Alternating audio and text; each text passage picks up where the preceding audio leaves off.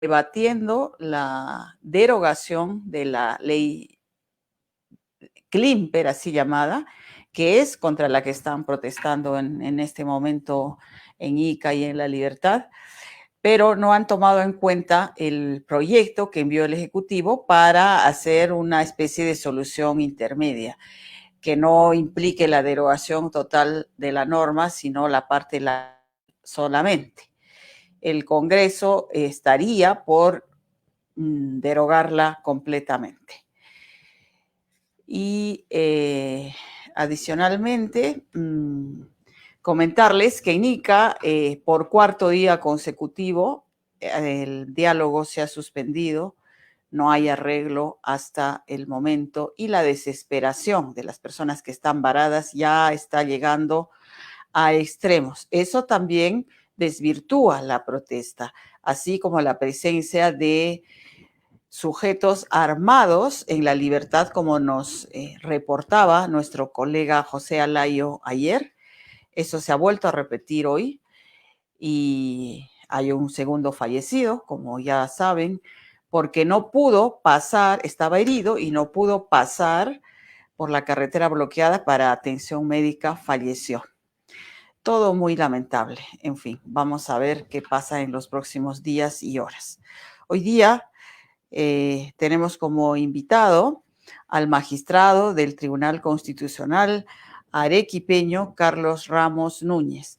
Con él vamos a hablar precisamente sobre la posibilidad de que esta ley que ha sido aprobada, en esta norma que ha sido aprobada en el Congreso para devolver aportes de la ONP, pudiera ser impugnada, ¿no? Y presentada una acción de inconstitucionalidad por parte del Ejecutivo ante el Tribunal Constitucional.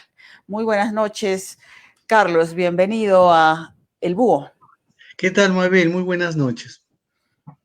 Muy bien. Entonces comienzo directamente con la pregunta. Gracias por atendernos.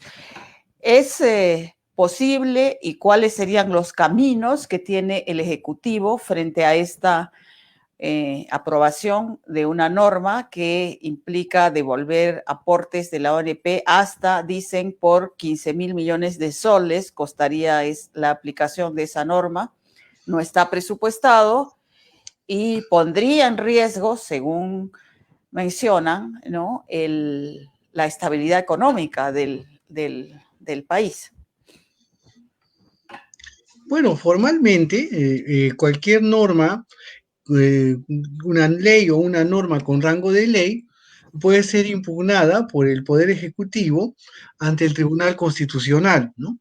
Hay titulares de la acción de inconstitucionalidad, como el fiscal, la Fiscal de la Nación, el Defensor del Pueblo, el propio Ejecutivo, ¿no? Que pueden presentar ante el Tribunal Constitucional una acción de inconstitucionalidad, un proceso de inconstitucionalidad con el propósito de que esta norma sea derogada, ¿no?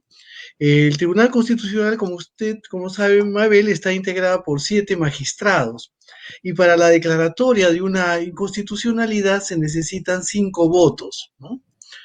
En caso que la norma no sea declarada inconstitucional, sino sea objeto de interpretación, se necesitan 4 votos, lo cual normalmente es muy difícil, porque se parte de la presunción de la constitucionalidad de la norma, ¿no? Entonces se exige, de acuerdo a la ley orgánica del Tribunal Constitucional y al Código Procesal Constitucional y al reglamento del Tribunal Constitucional, una mayoría calificada, ¿no?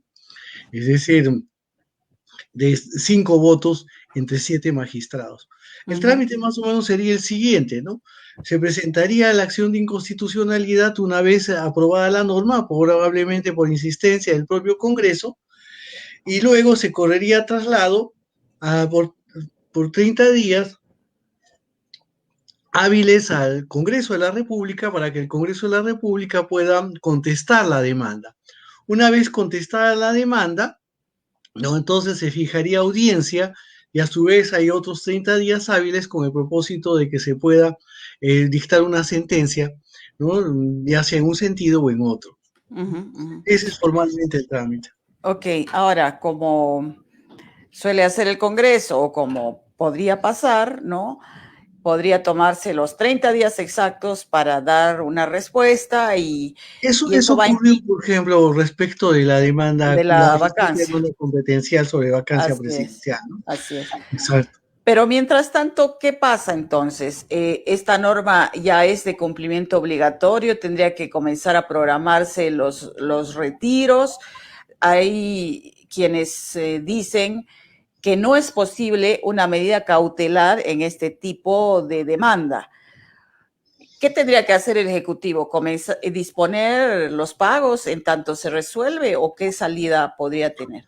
Bueno, realmente una norma, una vez que está promulgada y publicada en el Diario Oficial El Peruano, su cumplimiento es obligatorio desde el día siguiente de su publicación, ¿no? Es cierto que que el Poder Ejecutivo podría plantear, por ejemplo, junto con la acción de inconstitucionalidad, de pronto una medida cautelar, ¿no? Pero también podría presentar una opción de amparo ante un juez y acompañando una medida cautelar con el propósito de que detengan los efectos. Pero mientras no haya un pronunciamiento de esa naturaleza, la norma tiene que ser de cumplimiento, ¿no? Es decir, ese es, digamos, el procedimiento de nuestro sistema legislativo, ¿no? Uh -huh, uh -huh. Muy bien, ahora, como seguramente ha visto en las noticias, hay conflictos que se están diseminando por Claro. muchas zonas del país.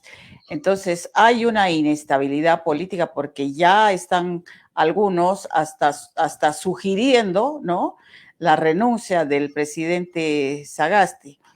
Entonces, le pregunto si el hecho de que el Tribunal Constitucional no haya definido en la reciente demanda que había presentado Vizcarra esta causal de incapacidad moral permanente no ha dejado abierta esa puerta como para que, creo que a nadie le sorprendería que el Congreso intente una vez más, de repente, amparado en estos muertos que las protestas están produciendo, intentar una vacancia. ¿Eso sería posible? Bueno, es posible, ¿no? Políticamente eso es posible, en tanto no culmine el gobierno en el 28 de julio del 2021, ¿no? Es decir, eso es posible. Pero antes, digamos, Desgraciadamente, el quieren Tribunal sacar ahora, Constitucional, en enero, digamos, sí lo pueden hacer, ¿no? Y bajo esa bueno, misma causal. bueno, esa figura debía haber sido objeto de interpretación por parte del Tribunal Constitucional, ¿no? Desgraciadamente esa no fue la idea de la mayoría de los miembros del Tribunal Constitucional. Desgraciadamente fue la mayoría de 4 magistrados quienes se decidieron de abstenerse por hacerse un pronunciamiento sobre el contenido de la figura de la incapacidad moral permanente, ¿no? Creo que en todo caso se trata de una institución, de una figura jurídica demasiado inacible, demasiado genérica, demasiado, yo diría, gaseosa, y donde podría entrar de todo, ¿no? Alguien comentaba por ahí de que de pronto Sagasti, que no llevó mascarilla a la juramentación como presidente de la República, podría haber sido vacado porque se consideraba que el no haber usado la mascarilla en la juramentación podría considerarse un acto de incapacidad moral permanente, ¿no? O cualquier otra conducta, ¿no? Claro. Que se presta pues naturalmente a una enorme subjetividad. Yo lamento mucho que la institución de la que formo parte no haya, no se haya pronunciado sobre esta figura, ya sea por su eliminación, ya sea por su interpretación, y deje abierto un instrumento peligroso y que atentatorio de alguna manera a la gobernabilidad del país, ¿no? Uh -huh. ¿Y cómo evalúan, digamos, a modo de opinión, la constitución actual que, bueno, deben interpretar y deben velar por su cumplimiento como magistrados del Tribunal Constitucional, pero como una opinión más bien jurídica, no lo sé, Claro. que ahora todo el mundo está pidiendo cambio de constitución, ¿no? La constitución habría quedado desfasada realmente. Hay algunos que quieren hacer una asamblea constituyente, otros quieren irla reformando por partes o quieren hacer un congreso constituyente, pero pareciera que ya sobre eso sí hay ya unanimidad de que necesita cambios y eso puede deberse al tiempo transcurrido o a un diferente equilibrio político, por decirlo de alguna manera. ¿Cómo lo evaluaste? Mira, yo lo veo de la siguiente manera, ¿no? No olvidemos de que hacia fines del siglo XX, ¿no?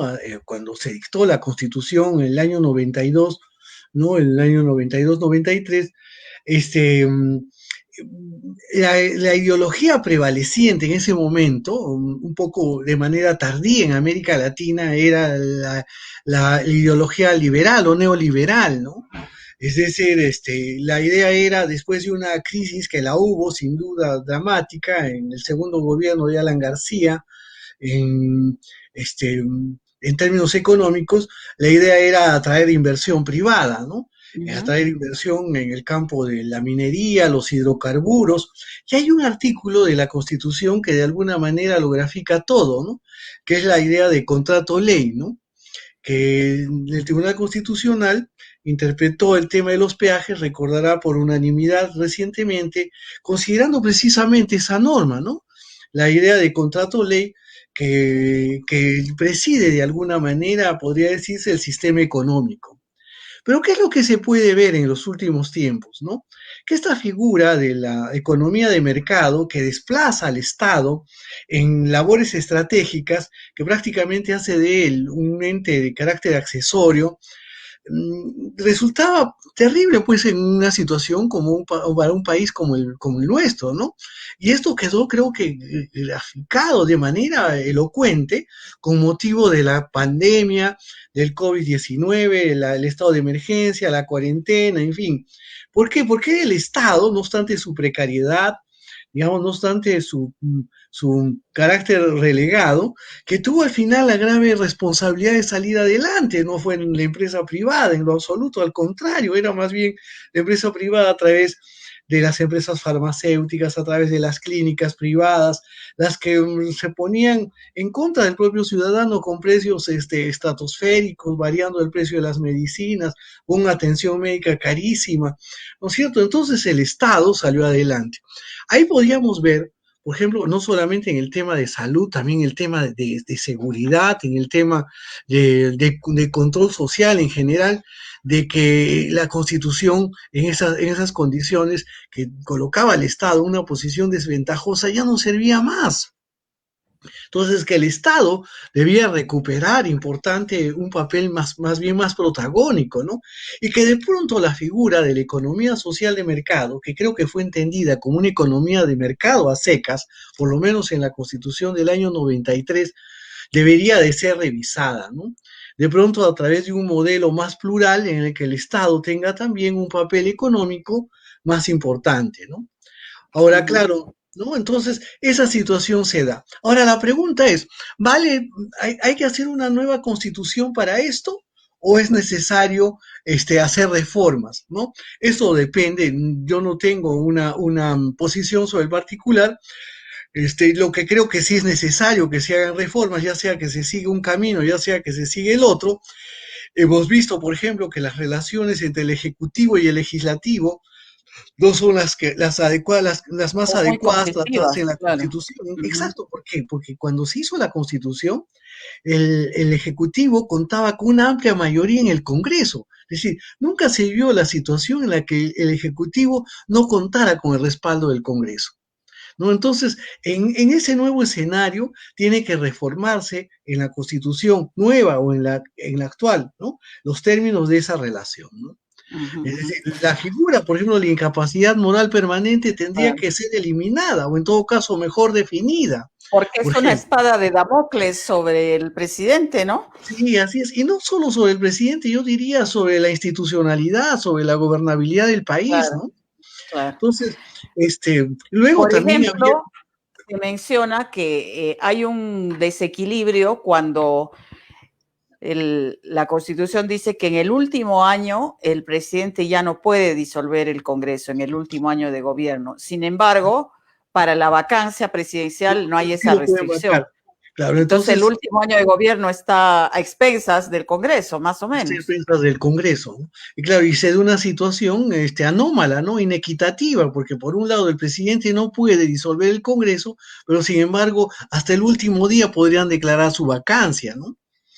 Entonces, como estamos viendo, se ha usado el tema 4 veces durante 4 años, ¿no? Y probablemente más, no, Dios no quiera, la figura de la vacancia por incapacidad moral permanente, Ujú. ¿no? Es Bueno, decir, lo cual nos demuestra de manera plausible de que esta es una institución peligrosa, ¿no? así es. Bueno, ahora quería preguntarle algo que tiene que ver con Arequipa y que también genera, desde mi punto de vista, cierta inestabilidad jurídica. Ha pasado por primera vez que un juez, bueno, no sé si esto, usted me dirá si este caso puede llegar al Tribunal Constitucional y en ese caso que no pueda adelantar opinión, pero hasta donde lo pueda hacer, ocurre que un juez ha dispuesto la destitución del gobernador regional Elmer Cáceres Llica.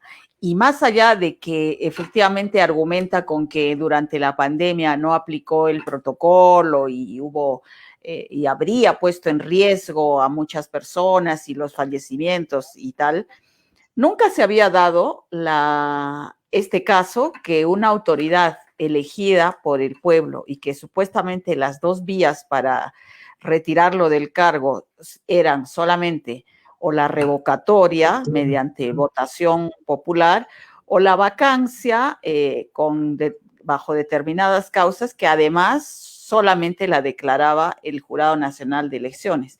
Ahora hay un juez de primera instancia que mediante una acción de amparo ha dispuesto la destitución del cargo, invocando un artículo del Código Procesal Constitucional. Entonces, hay un debate, digamos, sobre si eso es posible o no, porque no se había dado nunca. Bueno, jurídicamente no deja de ser controvertido, discutible, habida cuenta de que existen en efecto otros mecanismos, como por ejemplo la revocatoria o el pronunciamiento del Jurado Nacional de Elecciones. Pero en este caso, en todo caso, miren, yo no sabía de esto, para mí es una novedad, no seguí de cerca esa noticia. Eh, Seguramente el afectado interpondrá un recurso ante la Corte Superior de Arequipa y la Corte Superior de Arequipa, la sala civil correspondiente, ¿no? Creo que ya no hay sala constitucional, había, ¿no? Hará el pronunciamiento del caso, ¿no? Lo que es difícil es que llegue al Tribunal Constitucional, ¿no? Sobre todo si la acción es desestimatoria, ¿no? Bueno, si fuera estimatoria, quedaría ahí. Si fuera desestimatoria, sería un poco complicado que el Tribunal Constitucional conozca de este caso. Ahora, desde el punto de vista político, yo me pregunto si la ciudadanía apoya o no apoya esta decisión, ¿no? Que finalmente sería una suerte de convalidación, no diré jurídica, pero sí política, ¿no? Digamos que en el caso particular, hay un buen número de personas que apoyan, pero yo me pregunto si esto no podría servir de antecedente, ¿no? Para que muchas personas en Hagan lo muchas mismo jurisdicciones que presenten hagan, acciones de amparo pidiendo la destitución de un alcalde, de un gobernador regional. Entonces, también podríamos entrar en una etapa de... claro, es decir, darle quizás un uso incorrecto a una institución que está pensada en la tutela, ¿no? De los derechos, ¿no? Ujú, Bueno, ujú. habría que ver en todo caso la coherencia de la resolución, ¿no? Voy a buscarla con el propósito de tenerla entre mis papeles. Ujú, ujú. Muy bien, se menciona también en relación a ese caso que Si la sala confirma la destitución, en realidad no puede apelar el afectado, digamos, en este caso el gobernador. En cambio, si la sala niega esto, el demandante, el que presentó la acción de amparo, sí podría Se puede ir al recurrir Tribunal ante el Tribunal Constitucional. Sí, Constitucional. sí, sí, Eso es exactamente. correcto. Es correcto. Uh-huh. Y si fuera destituido, entonces, ¿el gobernador regional tiene alguna vía para... Mire, ¿Ya no? el Tribunal Constitucional tiene la potestad de crear RAC atípicos, recursos de agravio excepcionales, ¿no? Recurso de agravios constitucionales de carácter excepcional. El Tribunal Constitucional podría decidir en ese caso, es decir, conocer como raja típico de este asunto. Se ha presentado en otros casos, ¿no? Tratándose de tráfico ilícito de drogas, lavado de activos, en fin, ¿no? Es decir, no está descartada totalmente la intervención del Tribunal Constitucional, ¿no? Uh-huh. Bien, por último, le preguntaría, si es que los congresistas cumplen su palabra, han dicho que no van a elegir nuevos magistrados del Tribunal Constitucional este Congreso y van a dejar que lo haga el siguiente Congreso, en vista de que ya todos los magistrados, si no me equivoco, 6. tienen vencido. Ah, 6. ¿Quién es Salvo el el que no doctor tiene Ferrer. vencido? El doctor Ferrero, cuyo mandato se cumple en septiembre del año 2022. Ah, el doctor Ferrero. Bueno, sin embargo, como digo, todo es posible, ¿no? Políticamente. ¿Cuál es la manera, la mejor vía para que esta elección se realice desde su punto de vista? Esperar un nuevo Congreso y, aunque sea un nuevo Congreso más legítimo, digamos, porque hay mucho ruido ahora, ¿no? Mm, evitar lo que alguna vez pasó llamado la repartija y que no deja de pasar de algún modo desde que el Congreso es un foro político, ¿no? Y entonces tienen que llegar a ciertos consensos o ciertos acuerdos, mejor dicho, no consensos, ¿no? Para lograr el alto número de votos que requiere la elección de magistrados, ¿no? Bueno, lo principal yo creo que es respetar la transparencia, ¿no? Un Uh-huh. proceso de esta naturaleza es de tal importancia de que ¿no? Que por un lado tiene que respetarse la meritocracia, ¿no? Y por un lado tiene que ser un proceso transparente, ¿no? Que cumpla con ciertas etapas y que no se vea, por ejemplo, precipitación, ¿no? O que en la comisión no intervengan personas que están claramente vinculadas a determinados intereses que en el mismo momento uno puede advertirse de qué naturaleza, de qué índole son, ¿no? Entonces, es necesario que participen las universidades con sus facultades de derecho, los colegios de abogados, que además se trate de un proceso, yo diría, incluso de dimensión nacional, ¿no? No solamente reducido a lo que sería la ciudad de Lima, sino de que es necesario, por otro lado, que los eh, juristas más, digamos, con mejores condiciones académicas, de vocación democrática, en fin, puedan participar de ese proceso y que los mejores sean elegidos, ¿no? Muy bien. Bueno, le agradezco, doctor Ramos, por estar con nosotros. Esperemos poderlo tener en otra ocasión para conversar asuntos de actualidad y ilustrar también a los arequipeños como paisano que es. Claro, claro que sí, Mabel. Y bueno, y felicitaciones al búho por todos esos largos años de existencia, probada de vocación democrática y por otro lado y de gran calidad informativa. Muchas Muchas gracias. gracias. Buenas noches. Buenas Bueno, noches. amigos, les informo que el Congreso ya tomó una decisión y ha aprobado por mayoría derogar la ley de promoción agraria, la 27360. Han sido 114 votos a favor, 2 en contra y 7 abstenciones. Y ojalá pues esto pueda detener al menos estos bloqueos de carreteras y lo que está ocurriendo, Vamos a ver si esa era la motivación detrás de esta protesta también. Lo cierto es que sí hay grupos violentistas. Ayer nos informaba de primera mano nuestro colega José Alayo, por ejemplo, en La Libertad. Lo cierto es que también hay muchos sectores que están muy afectados por la pandemia y hay mucho descontento por años de desatención en varios sectores, ¿no? Entonces, yo creo que hay una confluencia de varios factores y por supuesto estas organizaciones políticas que quisieron hacerse del poder colocando al señor Merino en la presidencia y que por presión de la calle tuvieron que dejarlo.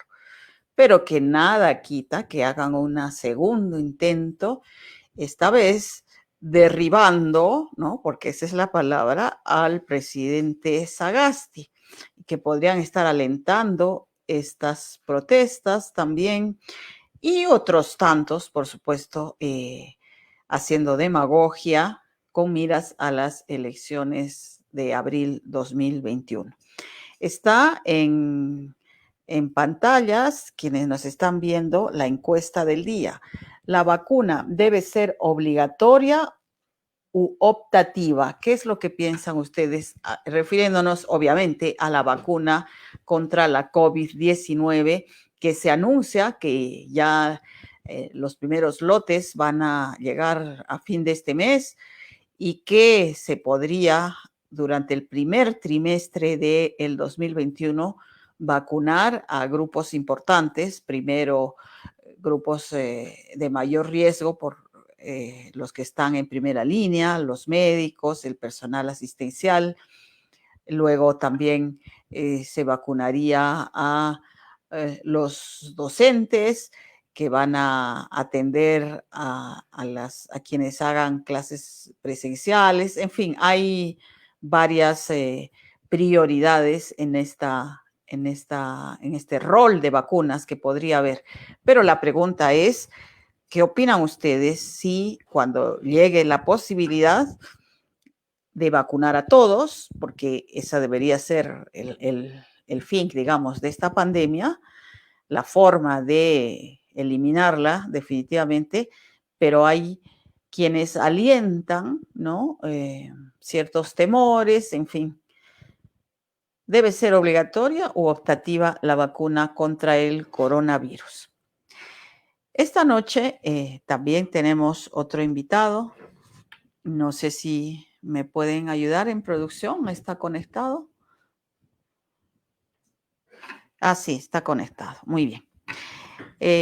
Queremos hablar, a propósito de la situación política del país, sobre las reformas que se están aplicando en este proceso electoral. Una de ellas, que la hemos estado comentando en días pasados, es, por ejemplo, la paridad y la alternancia, lo cual quiere decir que, por ejemplo, en la lista de congresistas por Arequipa, que son 6, deben ir 3 candidatas mujeres y tres candidatos varones y además alternados, es decir, si el número 1 es un varón, el 2 debe ser una mujer y luego el 3 varón, 4 mujer y así sucesivamente, o si comienza con una mujer, alternados. Entre otras reformas, justamente para eso nos acompaña Percy Medina, él es especialista en estos temas y presidente de IDEA Internacional en Perú. No sé si es el cargo correcto. Buenas noches, Percy, bienvenido al Búho. Buenas noches, es un gusto estar con ustedes. Muy bien.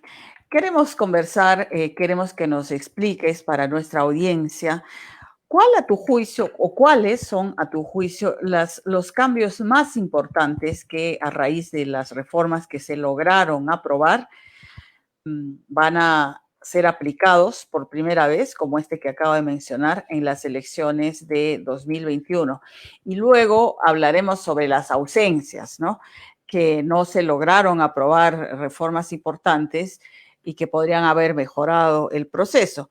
Pero en todo caso, hablemos primero sobre lo que sí se ha logrado aprobar, que está en vigencia y que la gente lo pueda tener presente para esta elección. Con mucho gusto. En realidad, en el Congreso se aprobaron varias cosas importantes, pero muchas se difirieron para elecciones posteriores. O sea, por ejemplo, se aprobó la paridad y alternancia, pero se hizo que fuera efectiva recién en el año 31. Felizmente hubo una rectificación reciente y se ha aprobado su efectividad a partir del próximo año. Entonces, hay paridad y alternancia. Se ha eliminado ya el voto preferencial, pero se ha establecido que para el año 21 va a operar el voto preferencial. Entonces, para el 26 va a estar eliminado, pero para el 21 sigue aplicando. Y eso dificulta un poco la aplicación de la paridad y la alternancia.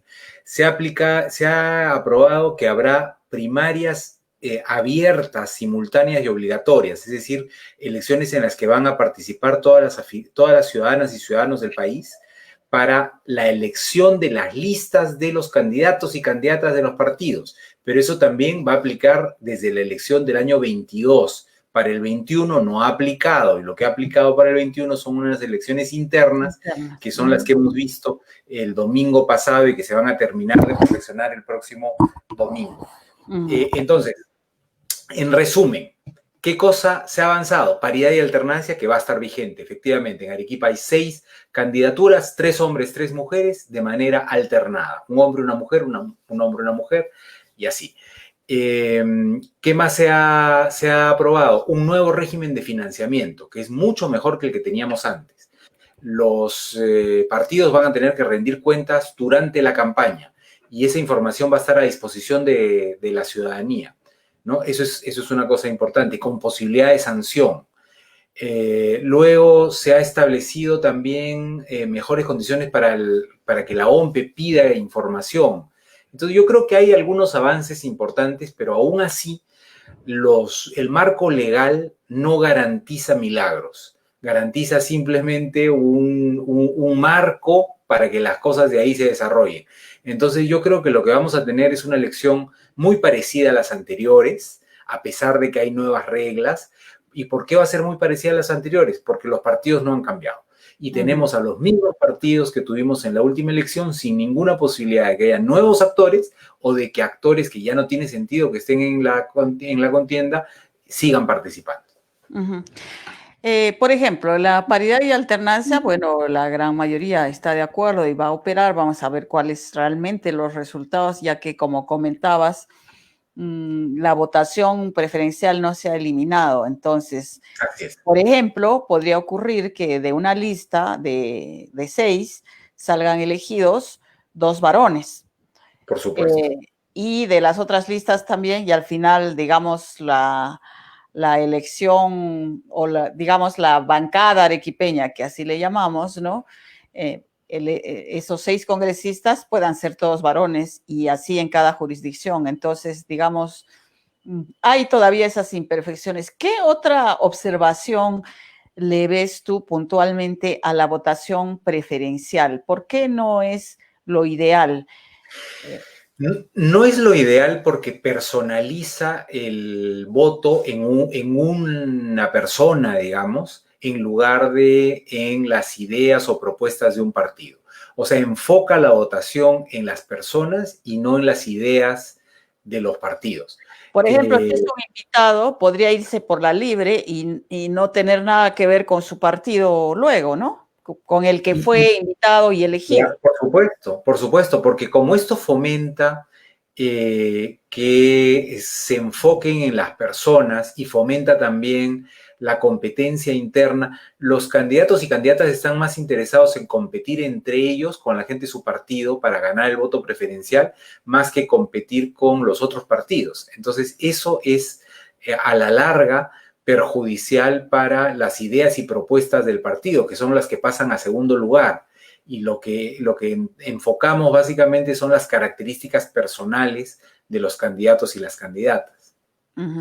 Otra inquietud que tenemos y que se ha comentado aquí en Arequipa es la representatividad de la elección interna que ha tenido lugar el domingo y que se completa este domingo, ¿no? Porque la asistencia en general ha sido pobrísima. Hay un partido o más de uno donde ha habido 30 votantes, 40 votantes y realmente pues por varias razones, ¿no? Muchos, por ejemplo, han criticado que sea la organización realizada por la OMPE, porque en varias provincias, por ejemplo, no establecieron mesas porque el número de militantes seguramente pues, muy no lo bajo. justificaba, ¿no?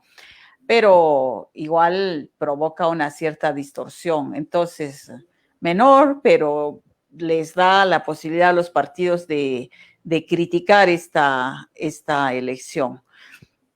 ¿Cómo las primarias mejorarían esto? Y en todo caso, estas internas no va a hacer que luego se critique el proceso en general. ¿Cómo lo están evaluando? No, yo creo que la etapa de las internas ya pasó y a pesar de que ha habido quejas de algunos partidos, en algunos casos atendibles, también creo que todos son conscientes de que no había mucha posibilidad de hacer algo diferente. Porque, claro, hay partidos que tienen afiliados en provincias muy pequeñas, pero donde tienen pues 10, 12 afiliados, entonces no se hubiera podido, de los cuales probablemente voten 2 o 3. Entonces es muy difícil montar una mesa de votación para que voten 2 o 3 personas. Yo creo que tienen ellos, los partidos, que entender que en algún momento, cuando haya primarias abiertas, eso ya desaparecerá como un problema. Pero en esta elección, en la que solo ha habido votación de afiliados y afiliadas, evidentemente ha sido una cosa un poco arbitraria y el voto se ha concentrado en las grandes ciudades. Pero no creo que haya críticas al proceso interno. En la mayoría de partidos ha habido listas únicas, es decir, no ha habido tampoco propiamente una elección. Y más bien lo que toca ahora es pensar en cómo se va a desarrollar la campaña electoral para que la gente pueda identificar las diferencias entre tantas listas. Va a haber 24 listas, ¿no? Y la gente va a tener que diferenciar las propuestas de esas 24 listas. Probablemente nadie tenga una mayoría grande, sino que todos tengan pequeñas minorías y que muy hasta el final no sepamos quiénes van a ser quienes disputen la elección, porque por lo pronto, por lo menos las encuestas muestran que muchísima gente no tiene candidato o candidata y que esas decisiones se definen en la recta final, es decir, en el mes previo al... Si eso es así, va a haber mucha incertidumbre. Sobre la elección a través de delegados, cuando haya las primarias, ¿no es cierto? En otro proceso electoral ya no va a haber delegados, ¿no es cierto? No, porque van a votar los 25 millones de electores. Ya, ok. Pero ahora, este domingo, ¿cómo la OMPE va a fiscalizar o va a conducir este proceso en el que los delegados van a designar o determinar que finalmente la lista de candidatos? No se entiende muy bien cómo sería la participación de la OMPE, ya que los delegados se van a reunir en algún lugar, va a haber un veedor, ¿cómo va a ser? Bueno, cada partido tiene sus particularidades y establece un reglamento acerca de cómo se da la elección. Hay algunos criterios generales que la OMPE sí ha señalado, como el garantizar que estas personas hayan sido elegidas previamente, que haya un mecanismo cierto de votación, que se pueda garantizar que haya individualidad y libertad en el voto. Ese tipo de criterios generales se tienen que respetar. Pero la verdad es que no van a ser elecciones contenciosas porque en todos los partidos que van a elección a través de delegados este fin de semana, en todos hay lista única. Única. Es decir, en ninguno va a haber elección. Con lo cual, en la práctica, no hay nada que vigilar, por decirlo de alguna manera, ¿no? Claro, no hay el riesgo de, digamos, fraudes, cosas así. Porque hay una sola lista y claro, tampoco claro. Ni siquiera hay un quórum mínimo. Podrían ir a votar tres delegados y eso sería válido, ¿no? Porque no hay un quórum. Como no lo ha habido el domingo pasado y hay una Como no lo ha elección habido el por domingo 30 pasado, ha habido personas. partidos en los que ha votado 1% de sus afiliados o 2% de sus afiliados. Bueno, entonces, precisamente de todas estas cosas que estamos viendo, ¿qué cosa es lo que ha quedado pendiente de las reformas políticas? ¿Qué cosa es lo que, las cosas más importantes que va a tener que mejorarse para un siguiente proceso electoral con apoyo, se supone, de un nuevo Congreso que termine de aprobar estas reformas, o incluso para muchos que hay que hacer una nueva constitución, ¿no? Donde también se van a discutir nuevamente estas reglas, ¿no? Si es así. El gran tema que está pendiente es el tema de la bicameralidad, que estuvo en la propuesta inicial y que no se llegó a plasmar. Actualmente se ha aprobado en la Comisión de Constitución un proyecto que podría verse en el Pleno en las próximas semanas, ¿no? Entonces, ese es un tema que está pendiente. Está pendiente todo el gran tema de relaciones entre Ejecutivo y Legislativo, que no se ha abordado, ¿no? Todo el tema vinculado con cuestión de confianza, moción de censura, interpelación, etcétera, ¿no? Cómo establecer un nuevo equilibrio. El equilibrio actual ha demostrado ser riesgoso, peligroso y generador de conflicto. Hay que establecer un nuevo equilibrio, ¿no? Ese es otro gran tema. El tema de la inmunidad parlamentaria, que tampoco se ha abordado. Mejor dicho, se discutió, incluso se dio una primera votación, pero no es algo que genere entusiasmo, porque no ha sido una decisión feliz. Yo diría que esos son como los principales elementos faltantes, ¿no?, de la reforma. Bien, ¿y qué podrías recomendar a propósito de esta iniciativa que se ha lanzado hace poco llamada Diálogo 2021? Alrededor de estos temas, ¿también se puede debatir en una campaña electoral o es algo que deberíamos dejar para que lo resuelva pues el Congreso, un nuevo Congreso? ¿Cómo los ciudadanos o los medios de comunicación aportamos en esto, en Es esta una muy buena pregunta. comprensión, en principio, de los problemas que subsisten para mejorar nuestra democracia? Y uno de ellos es la falta de suficiente, no sé cómo decirle, ciudadanía, ¿no? Un compromiso ciudadano también con todas estas cosas que pasan a nivel del Estado y que vemos en la práctica cómo este año o desde el año pasado nos pasa la factura porque no participamos, ¿no? Y está este caos institucional, esta precariedad que nos termina afectando a todos. Sí, yo a ver, creo que la pregunta es muy buena porque este Congreso tiene un déficit de legitimidad. Después de lo ocurrido con la vacancia y de una serie de otros hechos, creo que con razón la gente siente que no está en condiciones de tomar decisiones de largo plazo, que van a afectar el largo plazo sin un consenso básico con la ciudadanía. Entonces, temas grandes como la propia bicameralidad, en fin, no se podrían discutir y aprobar si no fuera como producto de un gran diálogo y de una gran movilización de opinión pública en general, ¿no? Y los temas de relaciones entre Ejecutivo y Legislativo con más razón, ¿no?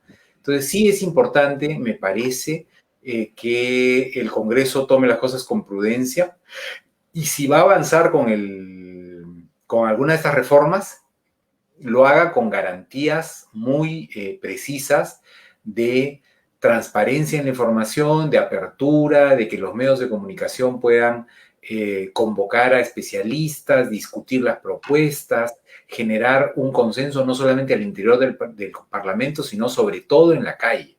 O sea, la bicameralidad, que es una reforma de largo plazo, no podría ser una reforma que se discute en el interior del Parlamento a puertas cerradas, sino que tiene que hacerse muy de cara con la ciudadanía y generando muy alto consenso.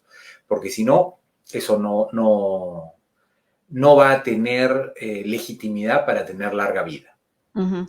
¿Cómo podemos controlar los ciudadanos a los aspirantes a congresistas, los candidatos, que seguramente en esta campaña, como en todas, van a ofrecer el oro y el moro, ¿no?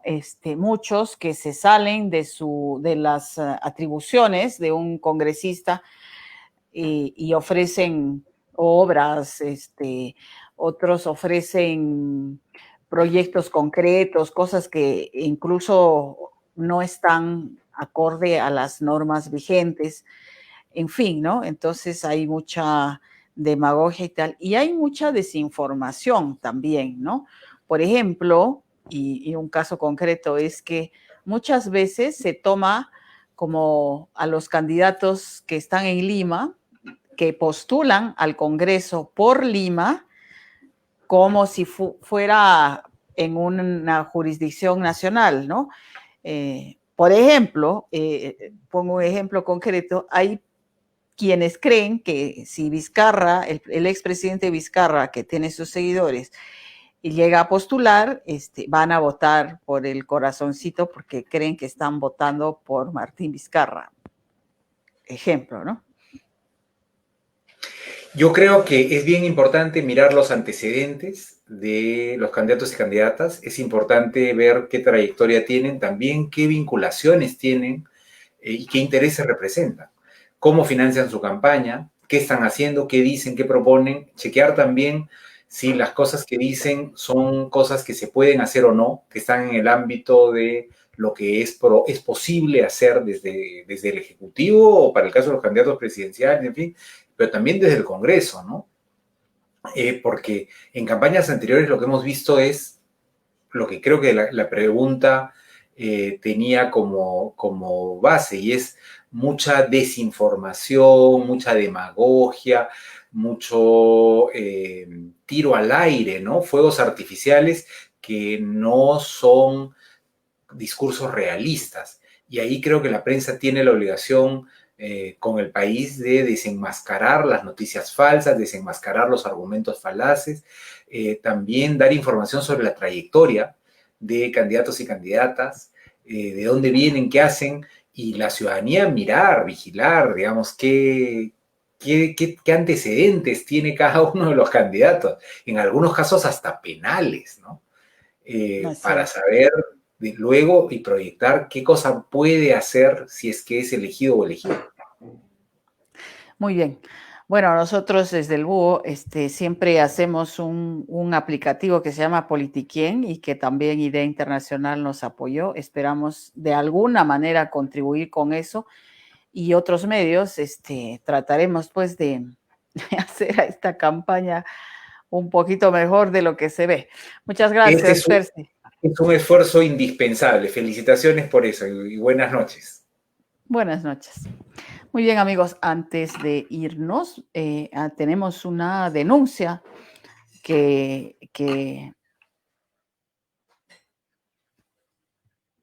Ok, pero la tenemos de invitada. Ya, muy bien. Está con nosotros Yanira Barrio. Ella hizo una denuncia respecto a un incidente que tuvo con el Banco de Crédito del Perú y perdió mucho dinero, pero aparentemente el banco ha respondido ya. De todas maneras, queremos conocer lo que pasó en previsión a que algunas otras personas también les pueda pasar y además porque nos deja una importante lección, ¿no? Cuando hay una injusticia o un hecho evidentemente que le perjudica a alguien sin ser su responsabilidad, hay que reclamar porque de otra manera no se lograrían cosas. Buenas noches, Yanira. Bienvenida al Búho. Hola, Mabel. Buenas noches. Mucho gusto.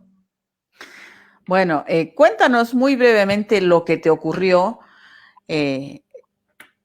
con una cuenta, al parecer, que tenías en el banco de crédito. Así es, es una cuenta empresarial. Lo que pasa es que el día de ayer, al mediodía, fui al banco a retirar del cajero, del que queda en la clínica Arequipa, dinero, y el cajero retuvo la tarjeta. Y, y salió un voucher donde decía que mi tarjeta estaba siendo retenida por seguridad. Entonces, inmediatamente vi mi aplicativo en el celular y salía cómo se iba debitando en ese mismo momento 3.000 soles, 2.000 soles, 5.000 soles, 720 soles. Y era como que en tiempo real, mientras iba actualizando, y lo más raro era de que salía de que menos 3.012 soles, retiro en efectivo, menos 2.000 soles, retiro en efectivo, y a los 2 minutos, menos 1.000 soles en Boticas Arcángel, menos 700 soles en retiros en otro banco. Y era así, todo pasaba como que muy rápido, y automáticamente llamé al banco, al área, para que me puedan bloquear la tarjeta, porque era obvio que me estaban robando. Y lo más raro de todo esto era que lo que me decían en el banco, porque me decían, dame tu nombre y tu número de DNI para bloquear tu tarjeta. Y cuando les di, me decían que no figuraba en el sistema. Me decían, no tenemos ningún producto con tu nombre. Es como que no era cliente de PSP, a pesar de que yo llevo con ese banco trabajando como 1 año y medio. Y me sentía súper frustrada y no sabía qué hacer. Me quedé parada ahí en el cajero automático y le decía a la policía, a alguien que venga, por favor, porque era como que la única prueba de que mi tarjeta, la real, estaba atracada en ese cajero. Después de varios intentos de que no me reconocían y no bloqueaban mi tarjeta, porque veía cómo me seguían robando la plata y decía, por favor, bloqueenme porque me están robando y no me reconocían. Después de como 30 minutos recién me bloquearon la tarjeta y con eso recién me fui volando al banco que queda en Caima, que era la central más cercana que tenía. Y entré al banco y ni siquiera me querían dejar entrar porque me dijeron, había una fila inmensa que daba la vuelta a la calle y me dijeron, me dijeron, ya Haga su bloquearon tu cola. tarjeta. Ajá, me dijeron, ya bloquearon tu tarjeta por teléfono y le dije, sí, pero me la acaban de bloquear, pero me han estado robando. Y me dijeron, pero si igual ya la bloqueaste, haz tu fila como todos los demás. Y yo le dije, ¿qué? Pero me acaban de vaciar la cuenta, me la dejaron en cero y es la cuenta de mi empresa, de mi emprendimiento, de Sativa, que es un restaurante que lleva recién 1 año, que ha sobrevivido a pesar de la pandemia. Y era como que igual me pasé de frente, porque no lo podía creer, me pasé de frente, igual me hicieron sacar un ticket después para que me atiendan, me tuvieron como 1 hora y media llenando un reclamo, para que al final el señor que me atendió, el que estaba en ventanilla, me dijo, movía la cabeza y yo le decía, ¿qué pasa? Ya ha pasado como 1 hora y necesito ir a hacer mi denuncia en la comisaría. Y agarró y me dijo, es que lo que pasa es que se ha borrado todo porque queríamos ingresar tu reclamo, pero no sales en el sistema. Y yo le dije, ¿cómo no voy a salir en el sistema si tengo mi contrato firmado con ustedes? Y me decía, sí, es súper raro. Y llamó a su supervisor y su supervisor dijo lo mismo. Y lo peor de todo es el trato que me dieron, porque cuando llamó al supervisor, yo le dije, ¿cómo era posible que me hicieran perder tanto tiempo en un reclamo y que no figurara en sistema? Y la respuesta del supervisor fue, te estamos haciendo un favor porque tú deberías ingresar tu reclamo por internet. Esas fueron sus palabras. Y era como que yo estaba súper frustrada, no sabía qué hacer y al final terminé llenando mi reclamo de manera manual. Ni siquiera me generaron un código de reclamo. Fui a la comisaría después a sentar mi denuncia y lo primero que hice cuando llegué a mi casa fue bombardearlos por redes sociales. Subí un post en Instagram, subí un post en Facebook, etiqueté al BCP, a Indecopy y se hizo viral en redes sociales. Se hizo viral en Facebook, en Instagram, en Twitter. Y bueno, gracias a eso fue que hoy día, y fue igual todo el día estuvimos en trámites porque igual fuimos al banco y en el banco hoy día me dijeron exactamente lo mismo porque dije, necesito ese código de reclamo que me ha generado el reclamo, por favor, porque con eso necesito asentar mi denuncia. Y era como que todavía no existes en el sistema. Recién hoy día me crearon en el sistema en el BCP, a pesar de que yo trabajo con ellos 1 año y medio. Y con eso me fui a la comisaría, regresé, igual le seguí, me bloquearon la publicación que les había hecho en Facebook, que tenía como unas 10.000 vistas, como unas 3.000 compartidas en Facebook, me lo habían bloqueado porque BSP había denunciado mi publicación. Y como que en la tarde me escribieron de la página oficial del BCP y también me llamaron para decirme de que me habían devuelto el dinero. y que se trataba de que habían vulnerado su sistema de seguridad y que mil disculpas por el tema de que yo no figuraba en su sistema. Es decir, a esta hora ya te han devuelto todo el dinero y has recuperado felizmente todo tu capital, digamos. Sí, exacto, ajá. Pero yo creo que ha sido básicamente porque nos hemos movido full en redes sociales, porque si no, no nos Definitivamente. iban a pescar, ajá. Bueno, muy bien, Yanira, muchas gracias por hacernos tu denuncia, porque esto es muy importante que la gente entienda sus derechos como consumidor. Hemos estado muchos años acostumbrados a los abusos de diferentes empresas, conglomerados, y hasta personas, ¿no? Pero eso no puede pasar más en un Estado de Derecho, en una sociedad que se dice moderna y usa la tecnología, ¿no? Entonces, efectivamente, eso pasa mucho y ha sido la presión de las redes sociales lo que ha logrado, felizmente, que Yanira logre recuperar su dinero y sus derechos. Las disculpas, bueno, es bueno que las hagan, pero a veces resultan tardías e insuficientes, ¿no? Gracias por tu testimonio y felicitaciones por haber conseguido hacerte respetar. Muchas gracias, Mabel. Un gusto por el espacio. Gracias. Muy bien. Muy bien, amigos. Antes de irnos, les vamos a dar el resultado de nuestra encuesta. A ver qué piensan nuestros seguidores respecto a la obligatoriedad o no de la vacuna. A ver, ¿ustedes se van a hacer vacunar o van a decir no quiero vacunarme? ¿Cuál es?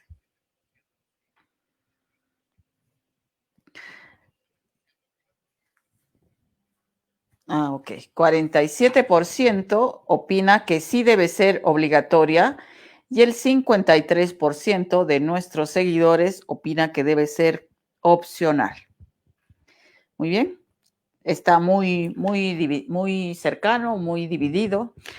Sin embargo, hay que decirlo, por supuesto, es un derecho de quienes no piensen que es bueno vacunarse, en fin, es su derecho. Sin embargo, tengan cuidado con las famosas fake news, sobre todo lo que dicen que la vacuna trae un chip, que nos van a vigilar, que, en fin, que nos van a cambiar el ADN, ¿no? O sea, que ya no vamos a ser hijos de nuestros padres o no vamos a ser padres de nuestros hijos en un futuro examen de ADN o cosas así, ¿no? Hay que evaluar, no todo lo que está en redes sociales es bueno ni cierto. Ahí los reclamos contra el BCP en las redes sociales funcionan muy bien, contra Movistar, contra Claro y no sé qué más. Eso está muy bien. Pero las otras noticias alarmistas y los negacionistas y los, en fin, lean, hay que tener los conspiranoicos, claro, todo es una conspiración de Bill Gates. Esas cosas por lo general son fake news. Les agradecemos mucho habernos seguido esta noche. Nos reencontramos el lunes. Ya viene la campaña electoral con fuerza. No es que sea un tema muy atractivo de repente para todos ustedes, pero es nuestra obligación conocer, saber, participar, debatir. Porque el no haberlo hecho durante mucho tiempo, fíjense todo lo que está pasando en el país por falta de participación, compromiso de los propios ciudadanos. Así que les recomiendo estar informados y síganos porque aquí estamos haciendo el gran esfuerzo de informarlos, orientarlos con total independencia y se vienen más novedades en el BUO. Que tengan un lindo fin de semana. Hasta el lunes.